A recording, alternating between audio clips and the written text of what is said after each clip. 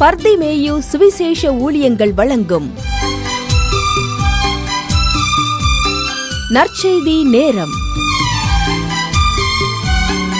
தேவ செய்தி pastor R. Augustine. இந்த நாளில் உங்களோடு மறுபடியும் எப்போதும் போல தொலைக்காட்சியிலே தொடர்பு கொள்ளவும் தேவனுடைய வார்த்தையை சொல்லவும் ஆண்டவர் கொடுத்திருக்கிற நல்ல சுகபலத்திற்காய் ஆண்டவரை ஸ்தோத்தரிக்கிறேன். ஏதோ எத்தனையோ தடைகள் வரும், ஆனால் அத்தனை தடைகளையும் தாண்டி ஆண்டவருடைய வார்த்தையை சொல்லுவதற்கு சத்துரு எவ்வளவோ தடைகளை கொண்டு வந்தாலும் அத்தனையும் தாண்டி வர கர்த்தர் உதவி செய்தார். முந்தின நாள் நான் ரெக்கார்டிங்கிலேருந்து போன முந்தா நாள் உங்கள் இடத்துலேருந்து போகும்போது என்னிடத்தில் ஒரு அம்மையார் 10:15 மணிக்கு பேசுனீங்க. ஒரு கேள்வி ஒன்றை கேட்டீங்க. ஐயா, தப்பு பண்ணுனா அடி வாங்கலாம், ஆனால் தப்பே பண்ணாமல் அடி வாங்கினா அது நியாயமா? இதை பற்றி கொஞ்சம் சொல்லுவீங்களா? நான் கேட்டேன், யார் அடித்தான்னு. ஐயா, வார்த்தையினால் அடித்தா தாங்கிடலாம், கைட்டு அடித்தா தாங்கிடலாம், ஆனால் செயல்னால் அடிக்கிறவங்களும் இருக்காங்க, என்னால் தாங்க முடியலை. அதனால தான் உங்கள் தொலைக்காட்சியில் வரும்போது நம்பரை குறித்து வச்சு பல கேள்விகளுக்கெல்லாம் நீங்கள் பதில் சொல்கிறதையும் பார்த்துருக்குறேன். நான் ரொம்ப நாள் இந்த நிகழ்ச்சியை பார்க்குறேன்.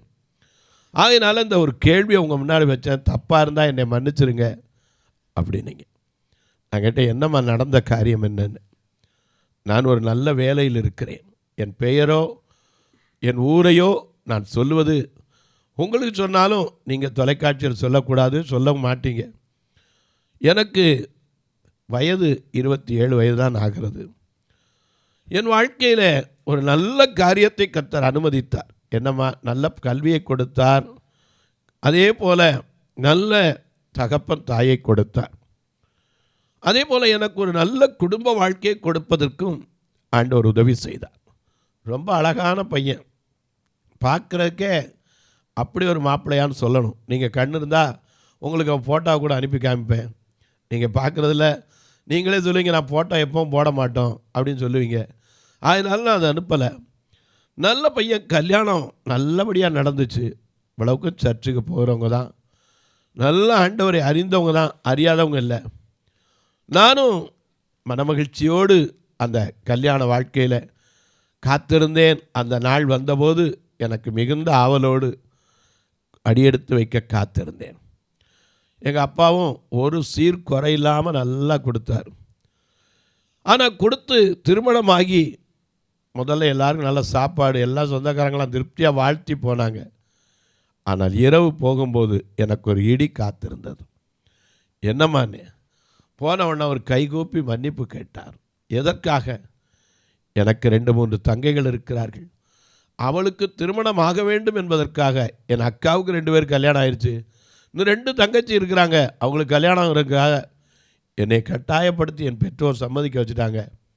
தயவு செய்து உனக்கு எந்த சந்தோஷத்தையும் என்னால் கொடுக்க முடியாதுன்னு சொல்லி என் வாழ்க்கையில் அவர் மன்னிப்பு கேட்டபோது நான் என்ன சொல்வதென்று தெரியாமல் மனம் வெதும்பினேன்.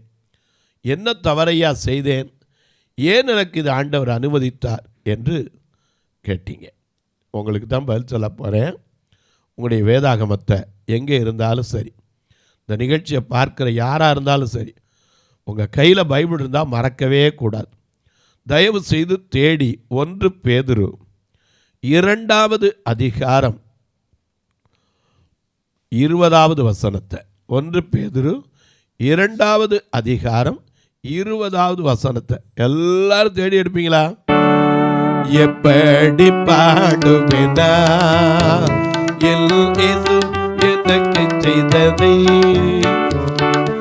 எப்படி பாடுவேனா எனக்கு செய்ததை, ஆயுள் முழுவதும் என் கர்த்தருக்காய் ஆத்தும ஆதாயம் செய்வேன்.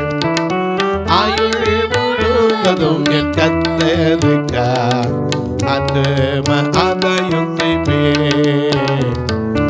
எப்படி பாடுவேனா எனக்கு செய்ததை, ஆயுள் முழுவதும் என் கர்த்தருக்காய்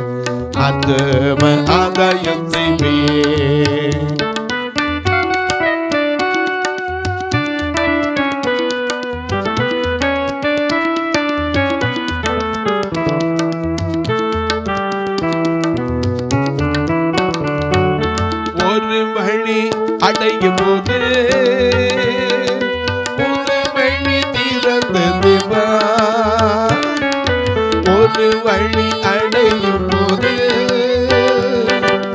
ஒரு வழி திறந்தது திறந்த வாசலையில் வாழ்க்கையில் திறந்த வாசலையில் வாழ்க்கையில் அடைக்காத ஆண்டவரல்லோ அடைக்காத ஆண்டவரல்லோ எப்படி பாடுவேனா என் இயேசு எனக்கு செய்ததை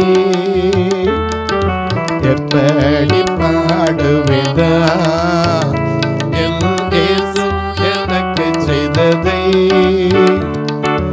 ஆயுள் முழுவதும் என் கர்த்தருக்கா ஆத்தும ஆதாயம் செய்வீர் ஆயுள் முழுவதும் என் கர்த்தருக்கா ஆத்தும ஆதாயம் செய்வீர்.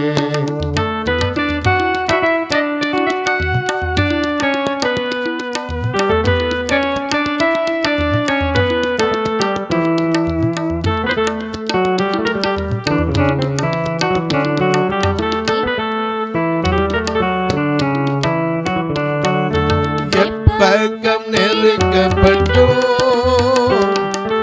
ஒழுங்கில் போவதில்லை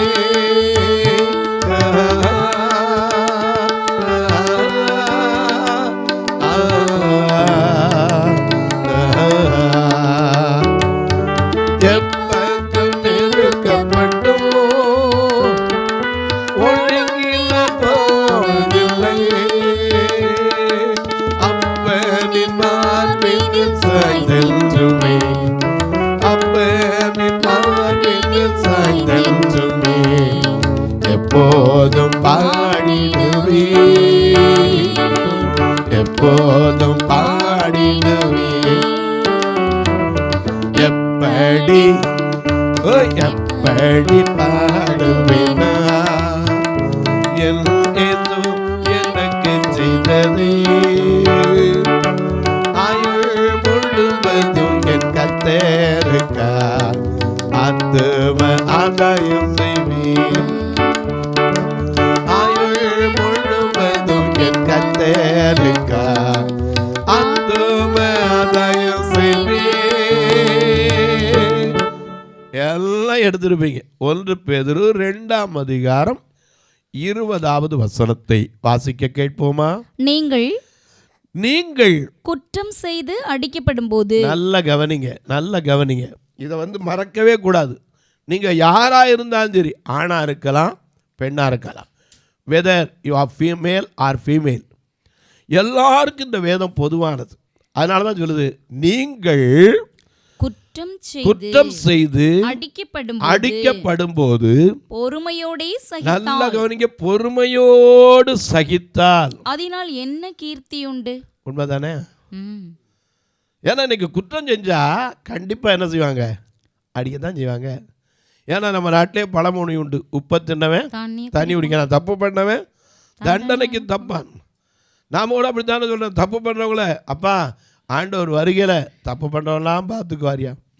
ஆண்டவர் அப்படித்தானே சொல்லியிருக்காரு. வெளிப்படுத்தல் 22 மிக அழகா 11-12 வாசிக்கிறோம். அநியாயம் செய்கிறவன் இன்னும் கொஞ்சம் செய்யட்டும், அசுத்தமாய் இருக்கிறவன் இன்னும் கொஞ்சம் அசுத்தமாய் இருக்கட்டும், நீதி உள்ளவன் இன்னும் நீதி செய்யட்டும், பரிசுத்தம் உள்ளவன் இன்னும் பரிசுத்தமாய் இருக்கட்டும், இதோ சீக்கிரமாய் வருகிறேன், அவனவன் கிரியைக்கு ஏற்ற அவனவனுக்கு அளிக்கிற பலன் என்னோட கூட வருது. ஆண்டவரோட கூட வருது. ஆனா இந்த உலக வாழ்க்கையில தப்பு செய்து அடிக்கப்பட்டால், நீங்கள் குற்றம் செய்து அடிக்கப்படும் போது பொறுமையோடு சகித்தால் அதனால உங்களுக்கு என்ன கீர்த்தி இருக்கு? எல்லாம் சொல்லுவாங்க, ஆமாம் தப்பு பண்ணால் அடிக்கத்தான் செய்வாங்க, இதுதானே இயற்கை. எல்லாரும் சொல்கிறது தானே, தப்பு பண்ணால் கண்டிப்பாக அடிதான் உண்டு.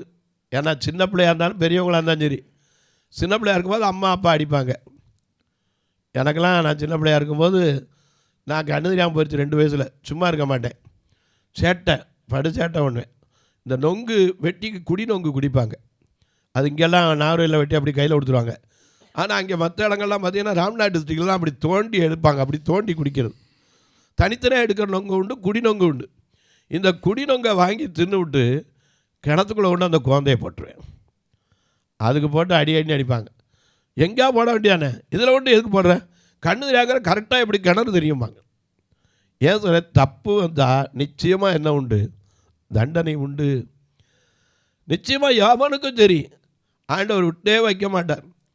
யாராக இருந்தாலும் சரி அவன் செய்கைக்கு தக்க பலன் கர்த்தர் கட்டாயம் தருவார். ஆனால் இன்றைக்கி அநேக நேரங்களில் இது பெரிய காரியமே கிடையாது. நீங்கள் குற்றம் செய்து அடிக்கப்படும் போது நான் பொறுமையோடு சகிச்சுக்கிட்டு இருந்தேன், ரொம்ப தாங்கிக்கிட்டு இருந்தேன் அப்படின்னா என்ன அர்த்தம்? அதில் ஒரு பெருமையும் கிடையாதுங்க.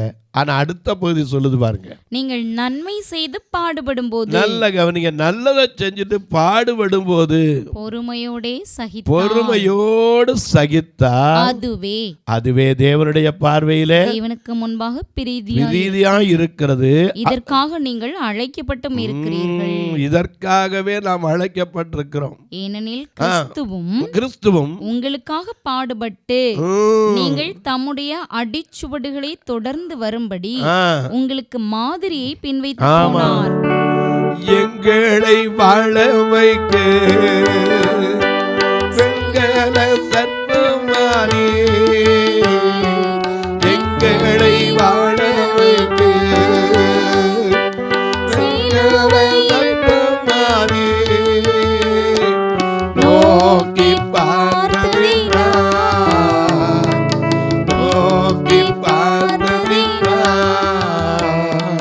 பிழைத்து கொண்டோம் ஐயா, நோக்கி பார்த்ததினா பிழைத்து கொண்டோம் ஐயா, ஒப்பு கொடுத்தீரையா உண்மையை எனக்காக, உலகின் ரட்சகரே உன்னத பலியாக, மகிமை மகிமை ஆட்சிமை மாறா என் நேசருக்கே, மகிமை மகிமை ஆட்சிமை மாறா என் நேசருக்கே.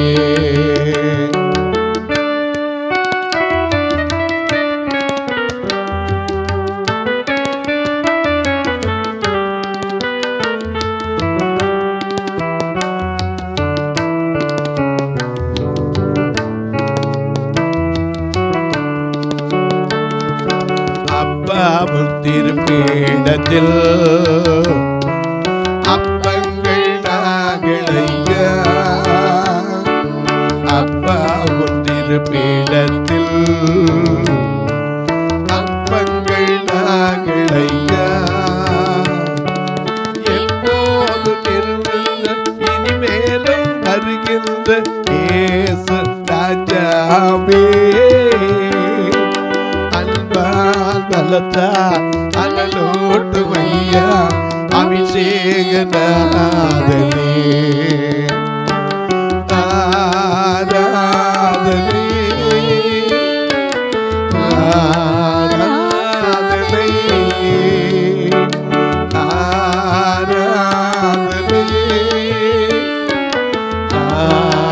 ஆராதனை என் அன்பு இயேசுவே,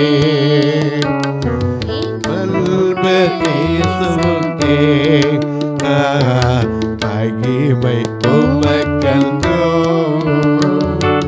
மகிமை உமக்கன்றோ, துதியும் புகழும் ஸ்தோத்திரமும் தூயவர் உமக்கன்றோ. அவர் என்ன குற்றம் செஞ்சார்?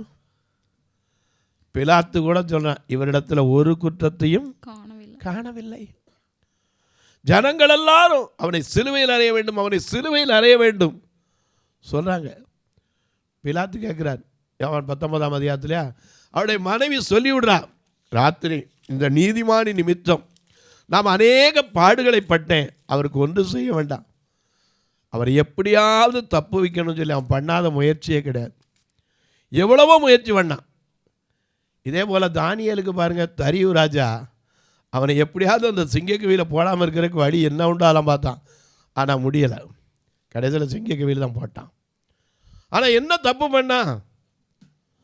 இன்றைக்கி ஒன்றை நீங்கள் தெரிஞ்சுக்கங்க, எங்கேயும் இருக்க யாராக இருந்தாலும் சரி, குற்றம் செய்து அடிக்கப்படும் போது நான் பொறுமையோடு சகிச்ச மாறுதட்டினோம்னா ஒரு பிரயோஜனம் கிடையாது. அதனால் என்ன புகழ்ச்சி இருக்குது, என்ன கீர்த்தி இருக்குது?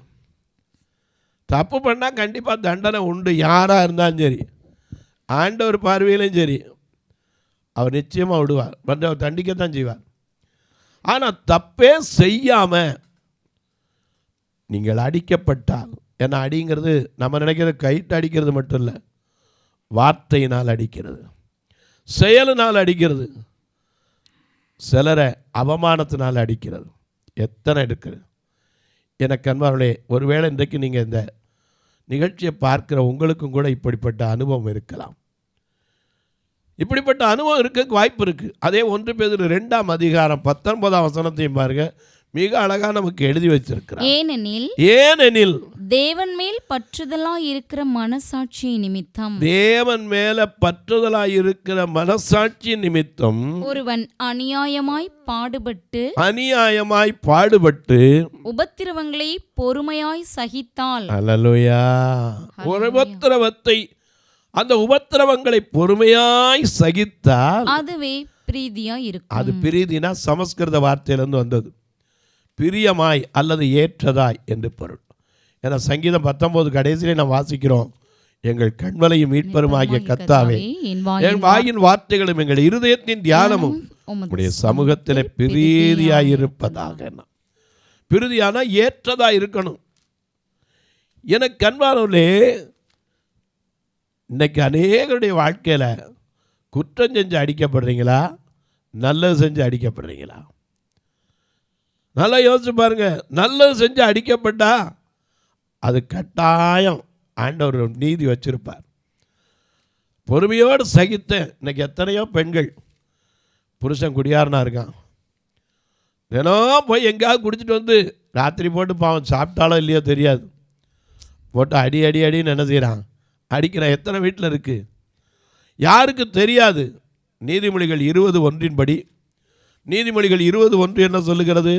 திராட்சரசம் பரியாசம் பண்ணும், மதுபானம் அமளி பண்ணும், அதனால் மயங்குகிற எவனும் ஞானவான் அல்ல. ஆமா, எது எவனுக்கு தெரியாது, எல்லாருக்கும் தெரியும். ஆனால் குடிச்சிட்டு வந்து வீரத்தை எங்கே காட்டுறது? மனைவிட்ட. எனக்கு அன்பாருள்ள எத்தனை பெண்கள் இன்றைக்கு கண்ணீர் வடித்து ஃபோன் பண்ணுறீங்க, ஐயா என் புருஷனுக்காக ஜெபம் பண்ணுங்க, ஐயா என் புருஷனுக்காக ஜெபம் பண்ணுங்க. என்னம்மா, குடிச்சிட்டு வந்துட்டான், நான் வீட்டில் இருக்கிற எல்லாத்தையும் போட்டு உடைக்கிறாரியா, நான் ஏதோ இவ்வளோ கஷ்டப்பட்டு வாங்கி வச்சுருக்கிறேன், ஏதோ நான் பகலில் ஒரு வேலைக்கு போயிட்டு வந்து பிள்ளைகளை வாழ வைக்கணும் வச்சுருக்கேன், அந்த பிள்ளைகளை வளர்க்கணும். இவருக்கு பிள்ளைகளை பற்றியும் கவலை கிடையாது, குடும்பத்தை பற்றியும் கவலை கிடையாது. அவர் குடிச்சாச்சுன்னா சரி, தினம் தெருவுக்குள்ளே சண்டை இழுத்து யாருடைய சண்டை போடணும், அங்கே வந்து இங்கே வந்து அடிக்க வேண்டியது. என்னை தொட்டு பார்த்தீங்கன்னா நீங்களே வேதனைப்படுவீங்க. என்னம்மான்னு கேட்டேன். முந்தா நாள் தான் என் மண்டையில் பக்கத்தில் இருந்த ஒரு கத்தி, அந்த பிடியை பின்பக்கத்து பிடியை வச்சு மண்டையில் ஓய் போட்டார். இன்றைக்கு வரைக்கும் அந்த மண்டை நிற்க முடியல, வலிக்குது. நாங்கள் எனக்கு கண்பானுலே, குற்றம் செய்து நீங்கள் அடிக்கப்படும் போது பொறுமையோடு சகித்தால் அதனால் உங்களுக்கு புகழ்ச்சி என்ன இருக்குது? இன்றைக்கி எத்தனையோ பெண்கள் இப்படி தான் இருக்குமா, என் வாழ்க்கை இப்படி தான் இருக்குமா? இல்லைங்க. எரேமியா சொல்லுகிறார் 33ஆம் அதிகாரம் 14ஆம் வசனத்தில் வாசிக்கும் போது, இதோ நாட்கள் வரும் என்று கர்த்தர் சொல்லுகிறார். நிச்சயமா உங்க கண்ணீர் மாறுகிற நாள். விண்ணப்பத்தை கேட்பவரே, கண்ணீரை காண்பவரே, சுகம் தருபவரே, சோத்திரம் ஏசையா.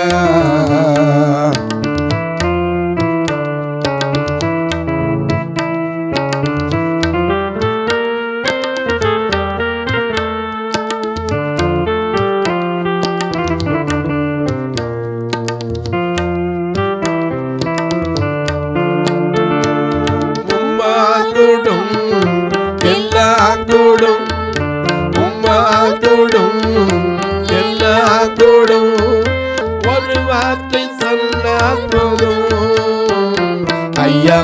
வார்த்தை சொன்னால் போதும் ஐயா, ஒரு வார்த்தை சொன்னால் போதும்.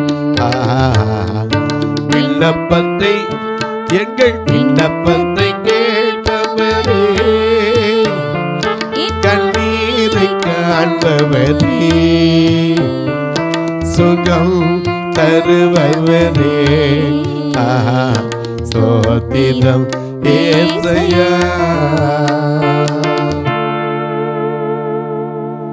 நல்ல கவனிங்க. இன்னைக்கு எத்தனையோ வீடுகளில் எந்த தவறும் செய்யலை, கழுத்தை நீட்டினது குற்றமா? எத்தனை பெண்கள் இன்னைக்கு வீட்டுக்கு போய் பாருங்க. கிராமங்கள், என் பட்டணம் அதை விட முக்கியம், கெட்டு போய் கிடக்கு. கிராமங்களில், பட்டணங்களில், டவுன்களில் பெரிய பெரிய வேலை பார்க்குறவங்க கூட இன்னைக்கு இந்த காரியத்தில் எத்தனை பேர் விழுந்து கிடக்கிறான். அதான் யோபு சொல்கிறார் 32ஆம் அதிகாரத்தில். அவர்கிட்ட பேச வந்த எலிகு சொல்கிறான் 9ஆம் வசனத்தில், பெரியோர் எல்லாம் ஞானிகள் கிடையாது, முதியவர் எல்லாம் நீதியை அறிந்தவர்களும் இல்லை. நிச்சயமாக கவனிங்க. இன்னைக்கு எத்தனை பேர் குற்றமே செய்யாமல் அடிக்கப்படுகிறதை பார்க்கிறோம். குற்றம் செய்து அடிக்கப்பட்ட பரவாயில்ல, எத்தனை குடும்பத்தில் சந்தேகம். மனைவி அங்கே போனால் சந்தேகம், இங்கே உட்காந்தா சந்தேகம், பேசுனா சந்தேகம். எனக்கு ஒருத்தரை பார்த்தேன், அவர் மேலே எனக்கு கோபம் தான் வந்துச்சு. போகும்போது வீட்டுக்குள்ளே வச்சு மனைவியை பூட்டிகிட்டு போயிடுவார். சன்னல் திறந்துருந்தால் அங்கேருந்து ஒருத்தர் இவ்வளோ எட்டி பார்த்தான தலை செய்யும் போது சன்னலையும் ஆணி வச்சு அடிச்சிட்டார். என்ன மனுஷங்க. எனக்கு கண்வாருடைய அந்த அம்மா ஆடுறாங்க, ஐயா நான் என்னையா தப்பு பண்ணேன்? என்ன தப்பு பண்ணேன்? ஆக்குலர் ப்ரூஃப் இருக்கா? நோ. என்ன கோர்ட்டில் கேட்பாங்க, ஆக்குலர் ப்ரூஃப், எவிடன்ஸ், ஐ விட்னஸ். ஆங்கிலத்தில் சொன்னோம்ல, வக்கீல்கிட்ட கேட்டோம்னா அதை தான் கேட்பார். கண் சாட்சி, கண்ணில் பார்த்து ஐ விட்னஸ் இருக்கா?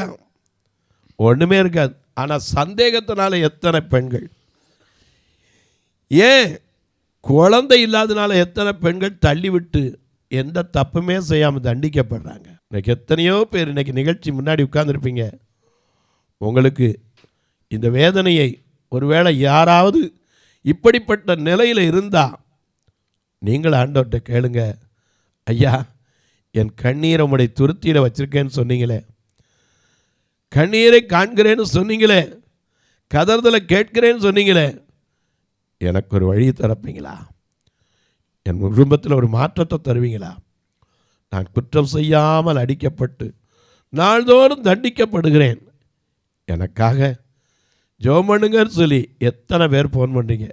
நான் பேர் சொன்னால் ஒவ்வொருத்தராக சொல்லிட்டு போகலாம். ஆனால் உங்கள் பாரத்தை கலாத்தியர் 6:2 ஒருவர் பாரத்தை ஒருவர் சுமந்து ஒரு பிரமாணத்தை நிறைவேற்ற வேண்டும் என்பதை உணர்ந்தவன் நான். அதனால் உங்களுக்காக அநேக இரவு நேரங்களில் முழங்கால நின்று ஜெபம் பண்ணி, ஆண்டவரே எத்தனை அன்பு சகோதரிகள் கண்ணீர் வடிக்கிறாங்களோ, எத்தனை தாய்மார் கண்ணீர் வடிக்கிறாங்களோ, அவருடைய கண்ணீரெல்லாம் கர்த்தர் காண்கிறீரே. ஆகாரின் கண்ணீரை வனாந்தரத்தில் கண்டீரே. இன்றைக்கு எத்தனையோ வீடுகளுக்குள்ளே கண்ணீர் வடிக்கிறேன் அன்பு சகோதரிகளுக்காக.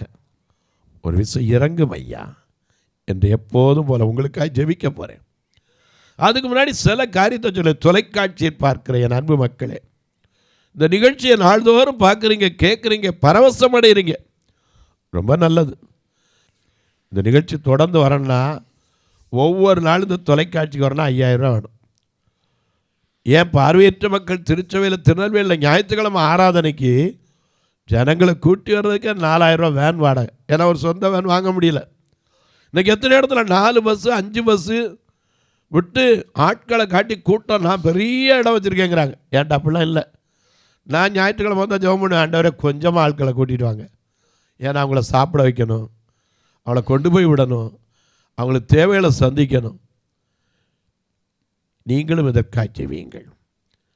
உங்கள் பிறந்த நாள், திருமண நாள் போன்ற நல்ல நாட்களிலே கர்த்தர் உங்களை ஏவினால் நீங்களும் ஒரு நாள் உணவு கொடுக்க உதவலாம், அவங்களுக்கு கண்ணாக இருக்கிற ஊன்றுகோலுக்கு உதவலாம். தங்கி இருக்கிற இடத்துல கூட இப்போ ஒரு அறை கட்டி வருகிறோம். ஏன்னா பெண்களுக்கு, வயதான பார்வையற்ற பெண்களுக்காக. ஏன்னா அவங்களே எத்தனையோ பேர் தள்ளப்பட்டு இருக்கிறாங்க, அவங்களையும் தூக்கி எறிஞ்சிட முடியாது. ஆனால் இயேசு சொன்னார், என்னிடத்தில் வருகிற ஒருவரையும் நான் புறம்பே தள்ளுவதில்லைனார். அதனால் அவர்களுக்கு ஒரு இடத்தை கட்டி வருகிறோம். ஒரு சதுரடி 2300 எனக்கு ஆசை ஒரு 800 சதுரடியாவது கட்டணும்னு. ஏன்னா அவங்க எல்லா வசதியோடு இருக்கணும், தண்ணி வசதி, குளிக்கிற வசதி, பாத்ரூம் வசதியோடு. ஒருவேளை நீங்களும் பெண்ணாக இருந்தால் உங்களைப் போல கண்ணு கை கால் நல்லா இல்லாதவங்க, கண் பார்வை தெரியாது, முன்னாடி இருக்க தெரியாது, இவர்களுக்காக கட்டப்படுகிற அந்த காரியத்தில் நீங்களும் பங்கு பெற ஆசை கொண்டால் தாராளமாக தொடர்பு கொள்ளலாம். ஒரு நாள் நிகழ்ச்சியை தாங்கலாம், ஒரு நல்ல சாப்பாடு கொடுக்க உதவலாம், பல காரியத்தை சொல்லுவேன். பார்வையற்றோர் மரித்தா கூட அடக்கம் பண்ணுறதுக்கு ஒரு ஃபண்டு எப்போவும் வச்சுருக்கணும். எப்படியா நாங்கள் உதவுறது? நாங்கள் இருக்க ரொம்ப தூரத்தில் இருக்க மாதிரி இருப்பீங்க. இதில் 2 நம்பர் வந்துக்கிட்டே இருக்கும், ஜிபே, ஃபோன்பே. இது வழியாக நீங்கள் தொடர்பு கொள்ளலாம். ஒருவேளை நான் அக்கௌண்ட் வைக்க வேணும்னு சொன்னால் என்னை தொடர்பு கொள்ளுங்க. உங்களுக்கான வழி அதுக்கு சொல்லுவதற்கு காத்திருக்கிறேன். காலை 10லேருந்து 5 மணிக்குள்ளே தாராளமாக நீங்கள் தொடர்பு கொள்ளலாம். நான் ரெக்கார்டிங்லேயோ உபவாச ஜபங்கள்லையோ ஆலய ஆராதனையில் இருந்தால் ஒழிய கட்டாயம் எடுப்பேன். இப்போ உங்களுக்காக ஜெபிக்கட்டுமா? நல்ல பிதாவே, நன்றியோடு துதிக்கிறோம் சுவாமி. இந்த மனமகிழ்ச்சியான நல்ல நாளிலே குற்றம் செய்து அடிக்கப்படும் போது பொறுமையோடு சகித்தால் ஒரு பிரயோஜனம் இல்லை. ஆனால் நன்மை செய்து அடிக்கப்பட்டால் அதுதான் தேவனுடைய பார்வையில் விலையேறப்பட்டது என்று சொல்லப்பட்டிருக்கிறது. எத்தனை பேர் இந்த தேவனுக்காக வைராக்கியமாய் நிற்கிறவர்கள், எத்தனையோ பாடுகள் மத்தியிலே, பலவீனத்தின் மத்தியிலே, மன நிம்மதியற்ற நிலையிலும் கிறிஸ்துவுக்காய் நிந்தைகளை, அவமானங்களை சவிக்கிற ஒவ்வொரு அன்பு சகோதரிகளுக்காய் ஜெபிக்கிறேன், சகோதரர்களுக்காய் ஜெபிக்கிறேன். ஒவ்வொருவருடைய கண்ணீர் கவலைகள் மாறட்டும், வேதனைகள் விலகட்டும். இயேசுவின் நாமத்தில் ஜெபிக்கிறேன் நல்ல பிதாவே, ஆமென். சபை ஆராதனை ஞாயிறு காலை 10 மணி முதல் 12 மணி வரை. இடம் பர்திமேயு சுவிசேஷ ஆலயம், அன்னை சத்யா நகர், இளமனூர் அஞ்சல், சக்கிமங்கலம் வழி, மதுரை மாவட்டம். பின்கோட் 625201 மற்றும் பர்திமேயு சுவிசேஷ ஜெப வீடு, flat number 107, Eden garden, Muthur, Tirunelveli. Pin code 627011. சிறப்பு உபவாச கூட்டம் ஒவ்வொரு மாதமும் 2வது சனிக்கிழமை காலை 10 மணி முதல் 1 மணி வரை நாகர்கோவில் YMCA ஹாலில் வைத்து நடைபெறுகிறது. மற்றும் ஒவ்வொரு மாதமும் 4வது சனிக்கிழமை காலை 10 மணி முதல் 1 மணி வரை திருநெல்வேலி புதிய பேருந்து நிலையம் அருகில் உள்ள கிரேஸ் ஹாலில் வைத்து நடைபெறுகிறது. எங்கள் எல்லா ஆராதனைகளிலும் கலந்து கொண்டு தேவனை மகிமைப்படுத்த அன்பாய் அழைக்கிறோம். உங்கள் உதாரத்துவமான காணிக்கைகளினால் இவ்வூழியத்தை தாங்க விரும்பினால் R Augustine, account number 5021364331, IFSC code IDIB 000B066, Indian bank, BP குளம், Madurai. GPay number 9842181917, BGM ministries மற்றும் 9442559772, பிளைண்ட் மினிஸ்ட்ரீஸ் அகஸ்டின். உங்கள் தொடர்புக்கு பாஸ்டர் ஆர் அகஸ்டின், பர்திமேயு சுவிசேஷ ஊழியங்கள், நாகமலை, புதுக்கோட்டை, மதுரை 625019. தொலைபேசி எண்கள் 9842181917 மற்றும் 9442559772. கர்த்தர் தாமே உங்களை ஆசீர்வதிப்பாராக.